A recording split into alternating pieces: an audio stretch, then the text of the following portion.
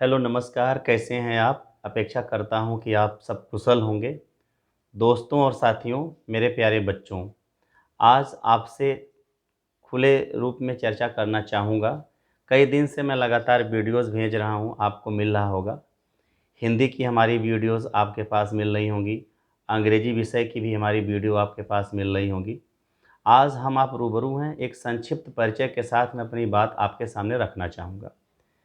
दोस्तों, मेरा नाम सूरज वर्मा है और मैं पिछले 13 सालों से सीबीएसई और आईसीएसई बोर्ड के स्कूलों में अपनी सेवाएं दे रहा हूं।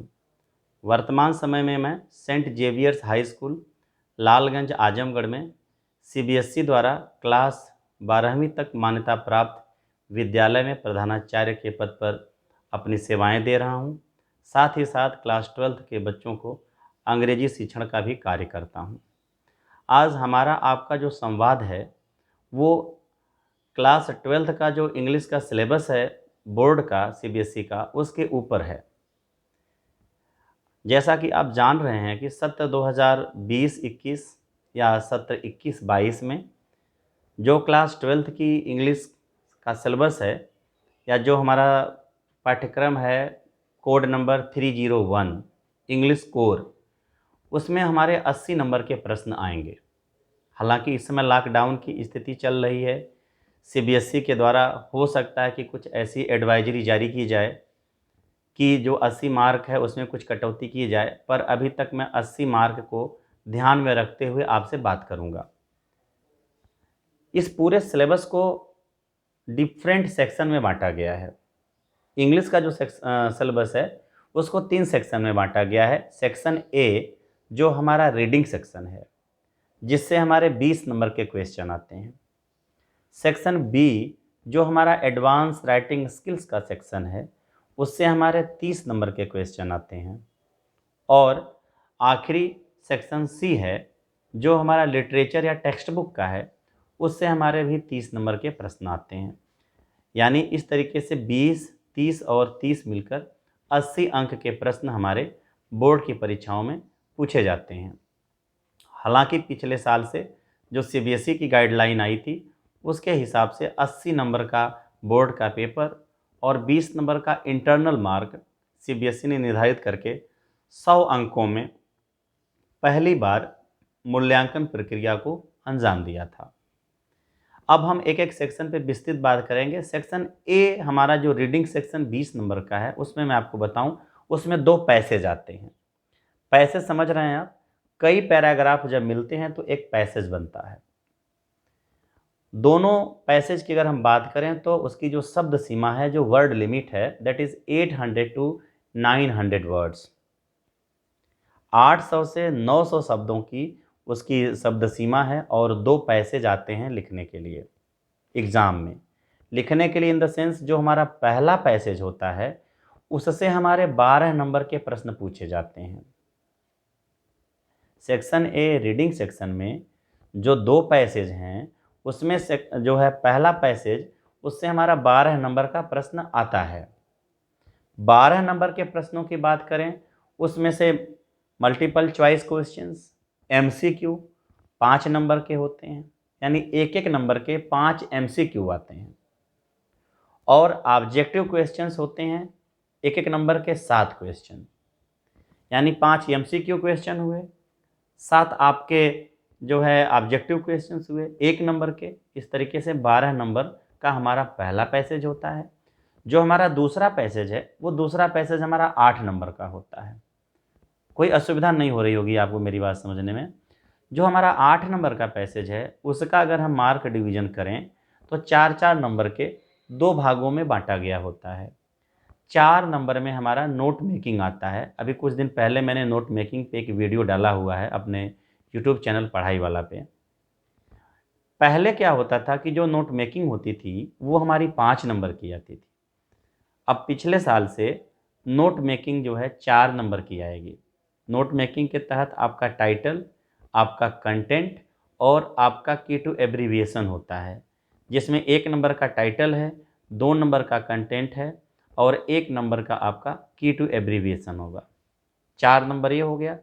और जो 4 नंबर है वो आपका उस पैसेज की समरी लिखने के लिए आता है 80 वर्ड्स में, यानी 80 शब्दों में उस पैसेज की समरी लिखने के लिए आती है, जो पिछले साल 3 नंबर की आती थी, अब की बार से वो 4 नंबर की आ रही है। आप समझ गए। पहला पैसेज हो गया आपका 12 नंबर का, जिसमें 5 MCQ, 7 हमारे जो है सब्जेक्टिव क्वेश्चंस एक एक नंबर के, 12 वो हो गया, और 4 नंबर की नोट मेकिंग, और 4 नंबर का हो गया समरी। 8 number, 12 8 20 number. स्पष्ट है। आइए आगे बढ़ते हैं। जो हमारा सेक्शन बी है वो होता है हमारा एडवांस राइटिंग स्किल्स का सेक्शन। एडवांस राइटिंग स्किल्स की जहाँ तक बात करें, उसमें हमारे 3 प्रकार के प्रश्न पूछे जाते हैं। जो हमारा पहला प्रश्न होता है वो होता है हमारा नोटिस या एडवर्टीजमेंट या पोस्टर मेकिंग या इनविटेशन। नोटिस जो है उसकी वर्ड लिमिट हमारा 50 वर्ड्स होती है, जिसको हम एक बॉक्स में लिखते हैं।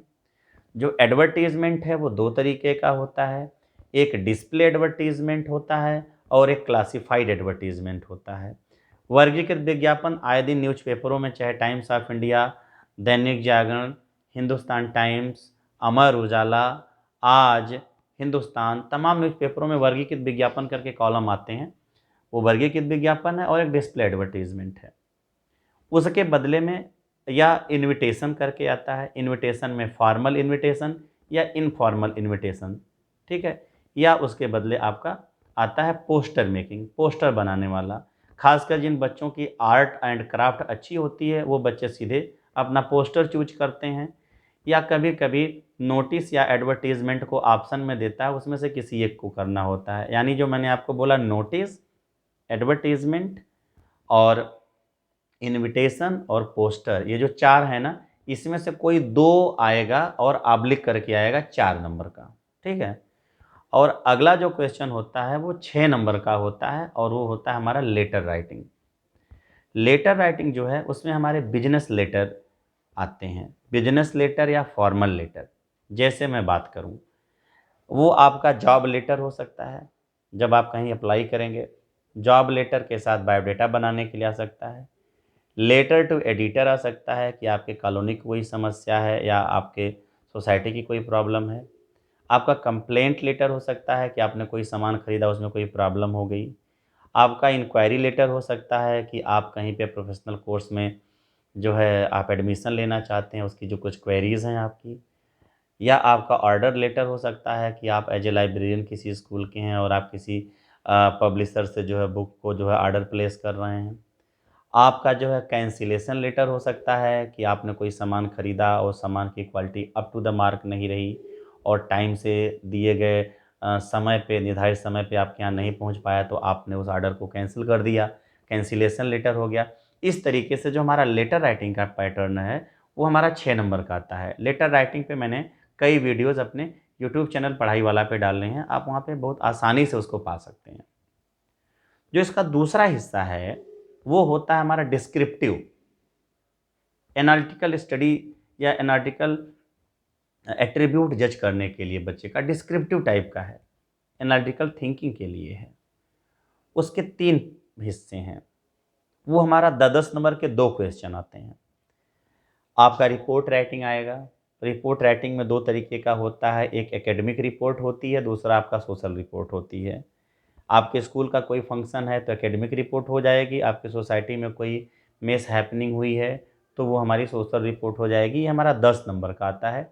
इस पे भी मैंने वीडियो डाली हुई है, आप मेरे यूट्यूब चैनल पे देख सकते हैं। इसके साथ हमारा आर्टिकल आता है। आर्टिकल मतलब एस्से राइटिंग, जो हमारा 125 से 150 वर्ड या 150 से लेकर 200 वर्ड्स का आता है, 10 नंबर का। या हमारा स्पीच आता है, जिसे आप मॉर्निंग असेंबली में स्पीच बोलते हैं, स्पीच पे होगा। दूसरा है हमारा डिबेट। डिबेट समझ रहे हैं ना, वाद विवाद प्रतियोगिता, डिबेट। डिबेट, आर्टिकल और आपका हो गया स्पीच, आपका हो गया रिपोर्ट राइटिंग। ये जो 4 है ना, इसमें से कोई 2 आपको हर साल पूछा जाता है। यानी 20 नंबर का ये होता है, 4 नंबर का जो मैंने नोटिस वाला बताया, 20 4 24 और 6 नंबर का लेटर राइटिंग। इस तरीके से आपके 30 नंबर एडवांस राइटिंग स्किल के हो जाते हैं और 20 नंबर मैंने आपको बताया था कि वो आपके रीडिंग सेक्शन के होते हैं। ठीक है, अब हम बात करते हैं लिटरेचर की। जब हम लिटरेचर के पार्ट पे आते हैं तो लिटरेचर का पार्ट थोड़ा सा अलग है। लिटरेचर में 2 किताबें हैं आपके पास, एक हमारा विस्टास है और दूसरा हमारा फ्लेमिंगो है। जो हमारा फ्लेमिंगो है उसमें हमारे प्रोज और पोइट्री के पार्ट हैं, समझ रहे हैं, गद्य और पद्य के। और जो हमारी विस्टास है, विस्टास में हमारे शार्ट स्टोरीज हैं या हमारी स्टोरीज के या सप्लीमेंट्री के पार्ट हैं। अक्सर सीबीएसई का अपना एक मानक है कि वो अक्सर 2 किताबों को, एक शार्ट स्टोरीज टाइप का सप्लीमेंट्री और एक रीडर बुक के रूप में वो प्रेस्क्राइब करती है। तो अगर उसमें से जो 30 नंबर का क्वेश्चन हमारा आता है, अब उसमें आप पूछेंगे कि 30 नंबर का क्वेश्चन क्या है। 30 नंबर के क्वेश्चन में तो सबसे पहले मैं बताऊं कि आपको 6-6 नंबर के 2 क्वेश्चन आएंगे डिस्क्रिप्टिव टाइप के, जिसको 125 से 150 वर्ड में लिखना होगा, यानी नियर अबाउट 1 पेज में लिखना होता है।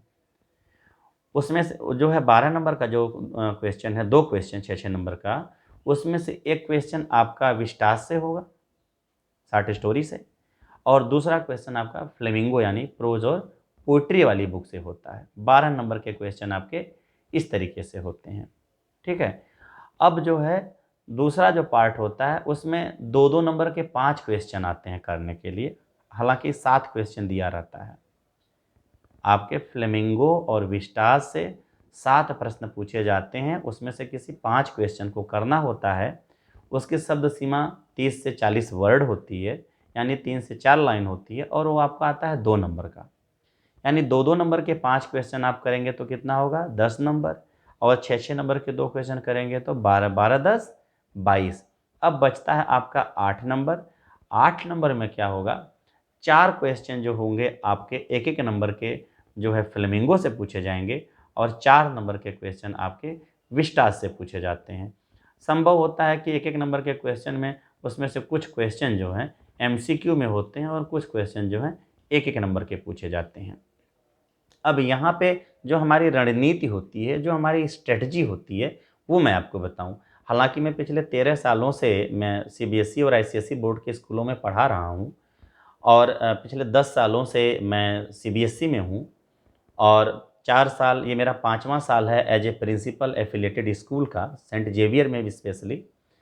तो मैं अपने उस तजुर्बे के हिसाब से अगर मैं बात करूँ तो ज़्यादा से ज़्यादा जो हमारे इंग्लिश के टीचर्स हैं वो साल भर हमारी वो 2 लिटरेचर की बुक को लेकर के पढ़ाते रहते हैं, चाहे वो विस्टास हो चाहे वो फ्लेमिंगो हो। मैं किसी की बुराई नहीं कर रहा हूँ, मैं भी एक टीचर ही हूँ, पर ज़्यादा से ज़्यादा टीचर का जो फोकस होता है वो उनका उस टेक्स्ट बुक के ऊपर ही डिपेंड करता है, ज़्यादा से ज़्यादा वो उसी को करते हैं। हकीकत है कि उसमें से मात्र 30 नंबर के क्वेश्चन आते हैं। बाकी 50 नंबर का जो क्वेश्चन जो है आपका रीडिंग सेक्शन से और एडवांस राइटिंग स्किल से होता है, उस पे टीचर बहुत न के बराबर फोकस करता है। या हम यूँ कह सकते हैं कि रीडिंग सेक्शन में जो हमारे 20 नंबर के क्वेश्चन हैं, टीचर कम से कम ऐसे लोग टीचर मिलते हैं जो जो हमारे 1-1 नंबर के जो क्वेश्चंस हैं उसको करवाएं, या बच्चों को समरी कैसे लिखी जाए जिसमें 4 का 4 नंबर मिले, उस पे प्रैक्टिस, या फिर 4 नंबर की जो नोट मेकिंग है, नोट मेकिंग पे 4 नंबर की प्रैक्टिस अक्सर टीचर हमारे नहीं कर पाते हैं। ये सेक्शन तो अगर कोई टीचर कर भी लेता है, तो अगर हम एडवांस राइटिंग स्किल्स की बात करें तो वहाँ पे हालत थोड़ा सा और गंभीर है, स्थिति गंभीर है वहाँ पे। क्यों? क्योंकि वहाँ पे जो हमारा नोटिस ऑब्लिक एडवर्टाइजमेंट ऑब्लिक हमारा फॉर्मल और इनफॉर्मल इनविटेशन ऑब्लिक हमारा पोस्टर राइटिंग, इसको टीचर बहुत कम टच करता है, क्योंकि इस पे सीबीएसई के द्वारा कोई पर्टिकुलर प्रेस्क्राइब्ड किताबें हमारी नहीं है मार्केट में।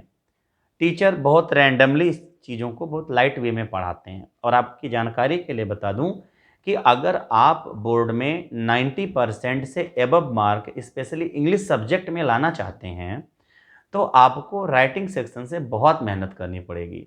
आपकी जानकारी के लिए बता दूं कि मेरे तमाम ऐसे स्टूडेंट्स रहे हैं जो 100 नंबर के पेपर में 98 नंबर तक पाए हैं। दयावंती पुंज मॉडल स्कूल सीतामढ़ी भदोही में एक विद्यालय है जहाँ पे मेरे बच्चे ने, अभिज्ञान शुक्ला ने, इंग्लिश में 98 नंबर पाया था।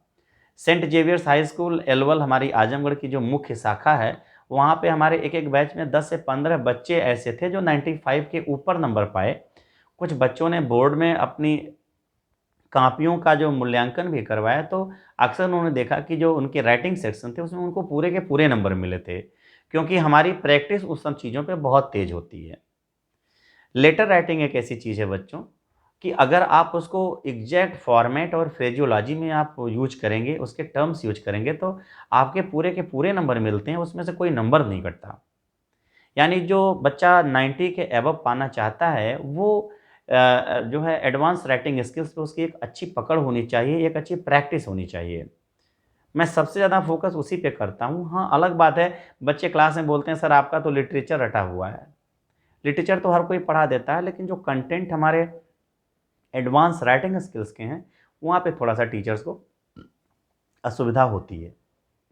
अब ध्यान दीजिए कि अगर हम लिटरेचर की बात करें, तो अगर कोई 6 नंबर का क्वेश्चन विस्टास या आपका फ्लेमिंगो से आता है, 6 नंबर में आपने बहुत अच्छा लिखा है, तो बोर्ड की जो कॉपी है, अगर टीचर चेक करता है, तो आपको 4 या 5 नंबर देगा। और बहुत ही स्पेशल आपने लिखा हुआ है, तो आपको 6 नंबर देगा। यानी जितना आप लिटरेचर पे फ़ोकस कर रहे हैं, ख़ासकर उसकी स्टोरीज़ को, उसकी पोएम्स को समझने के लिए, उतना ही पैरेलल मेहनत आपको अपने उस एडवांस राइटिंग स्किल्स या राइटिंग सेक्शन पे करनी होगी, और उसके लिए आपको वर्कबुक से प्रैक्टिस करनी बहुत ज़रूरी है। तमाम बच्चे हैं जिनको एग्जैक्ट फॉर्मेट नहीं पता होता है, ख़ास करके फॉर्मल लेटर का। तो एक फॉर्मल लेटर का एग्जैक्ट फॉर्मेट क्या है, कैसे नोटिस लिखी जाती है, लेटर का फॉर्मेट क्या है, रिपोर्ट राइटिंग का फॉर्मेट क्या है, ये सब चीज़ों का जानना आपके लिए बेहद ज़रूरी है। आप नंबर तो पा सकते हैं, आप ये समझिए कि 50, 60, 70 नंबर पाना कोई बहुत बड़ी बात नहीं है।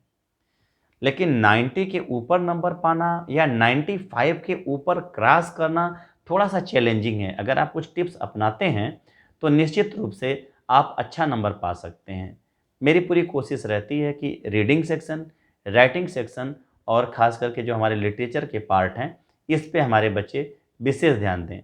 तो मुझे उम्मीद है कि ये मेरा वीडियो आपको समझ में आया होगा। हम समस्त अभिभावक बंधुओं से भी इस चीज़ का निवेदन करेंगे कि वे बच्चों के साथ भी इस तरीके का बर्ताव करें, उनको पूरा वक़्त दें समझने के लिए, बच्चे लिटरेचर को समझें, राइटिंग स्किल को समझें और रीडिंग के पे प्रैक्टिस करें, क्योंकि बच्चों आने वाले फ्यूचर में ना जो कॉम्पिटिशन्स होते हैं, कोई भी उसमें इंग्लिश के क्वेश्चंस जो होते हैं, वो आपके रीडिंग सेक्शन अनसीन पैसेज से भी तमाम क्वेश्चंस आते हैं, चाहे वो आईबीपीएस का एग्ज़ाम हो, चाहे वनडे की एसएससी का सीजीएल का एग्ज़ाम हो या एनडीए का एग्ज़ाम हो, उसमें अनसीन पैसेज पे बेस्ड तमाम क्वेश्चंस पैसेज राइटिंग पे आते हैं। तो आप हर पार्ट को बाकायदा पढ़ें, बहुत ध्यान से पढ़ें, चीज़ों को रटने की कोशिश ना करें, उसको समझें, और मुझे उम्मीद है कि मेरा वीडियो आपको पसंद आया होगा। और इन्हीं शब्दों के साथ मैं अपनी वाणी को विराम देता हूँ, इस बात के साथ कि अगली बार हम फिर मिलेंगे, तब तक के लिए नमस्कार।